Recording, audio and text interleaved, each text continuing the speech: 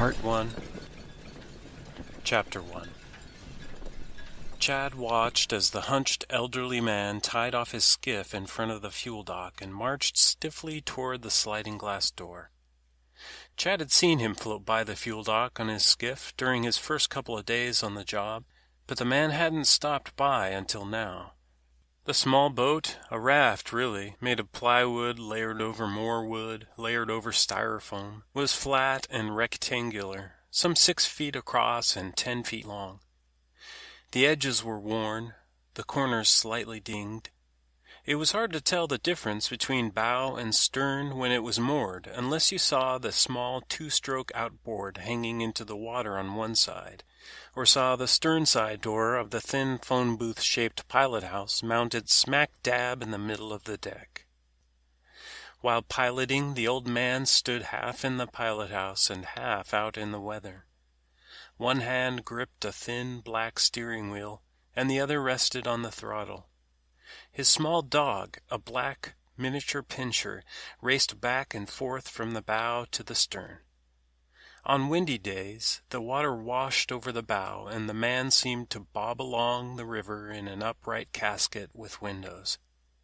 The old man reached for the door handle. The dog wandered around the side of the building. "Skookum, you get back here, you little shit stain! You better stick that fucking tail between your legs! Get over here!" He enunciated his cuss words perfectly, no slurring. The consonants he spat out struck the air like the clacking of a typewriter. He barely moved above the waist, his neck and back hunched forward so his face bent toward the ground. He turned with his feet and looked up at Chad through his eyebrows. He seemed to face everything and everyone head on. "I'm Jack," he said. He shook Chad's hand firmly, hard enough that Chad's eyes squinted a little. "So you're young Chad, right? Seasickness hasn't chased your guts back to shore yet?" Skookum came around the counter and paced at Chad's feet, sniffing. Chad told Jack that he had lived on a sailboat for a while, after high school, and before buckling down and going to college, that coming to work here was kind of like coming home. "Is that so?" Jack said. Down near Chad's feet, Skookum backed up and growled, a small whirring sound. Jack opened the beer fridge, pulled a can of Miller Genuine Draft from the shelf, and placed it on the glass counter with a click. He told Chad to put it on the books. "The books?" Jack pointed under the till, and Chad found a piece of paper with "The Harbor Master" written across the top, and a list of charges carrying down the page in 2 columns. Jack cracked the can open. It shivered a little in his hands. It was late morning. Chad told Jack the weather looked pretty nice. He spoke in the habit of pleasantness and deferment. Abby had been a caregiver for a while to a number of elderly clients, before and after they were married. Having spent half their nights in the spare bedrooms of several of her clients, Chad thought he knew how to listen, the kinds of questions to ask, how to be nice. "I don't give a flying fuck about the weather," Jack said. The corner of one eye held the smallest crease of a smile. His voice rattled but still carried great depth and heat. "Let's get one thing straight between you and me. There's no bullshit in here." He pointed to his temple with his free hand. "You try to feed me any, and you're going to be in a world of hurt. Got it?" "Right. No bullshit." "That's right. You learn quick. That's good." "So, do you live down here?" "What do you fucking mean, do I live down here? I'm the harbor master. I helped build this place." "No bullshit, young man. You remember that." Chad looked over to the corner of the office where his new boss, Rick, had a large paper-strewn desk. He was gone again, leaving Chad to fend for himself with customers and tenants. Rick hadn't said anything to him about a harbor master. He turned back to Jack, who squinted one eye at him. Chad raised his eyebrows. He must have been kidding, right?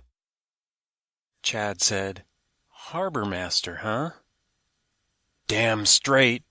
They taught you to use that fucking computer at your fancy new desk before all the important stuff, right?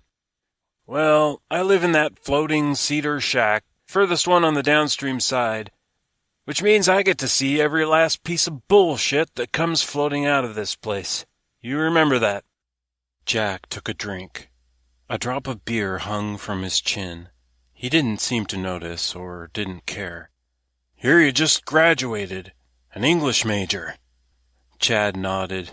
He hesitated, his mouth open, not speaking. He knew Jack was coaxing him out onto a thin plank. That all you got to say about it? Just bobbing your head around like it's too heavy for your scrawny pencil neck? Yes, I wanted to study history, and I tried a little creative writing, which I liked better. Jack set the can back down on the glass with a light tap. Creative writing? That sounds way more important than just plain old writing. Just make sure it's not a bunch of bullshit writing, and we'll let you stay so you can sell us beer. He took another gulp. Since no one has trained you about the important stuff on this job yet, you ought to know that me and Skookum make our rounds through the marina twice a day, checking on things. Once at sunup and once at sundown. You'll see us go by now and then. Jack picked up the can and held it.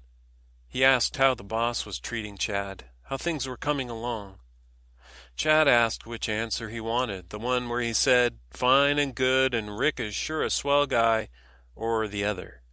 Jack smiled and opened the door. You'll do fine. I'll tell you what answer I don't want out of you. Don't you give me any bullshit.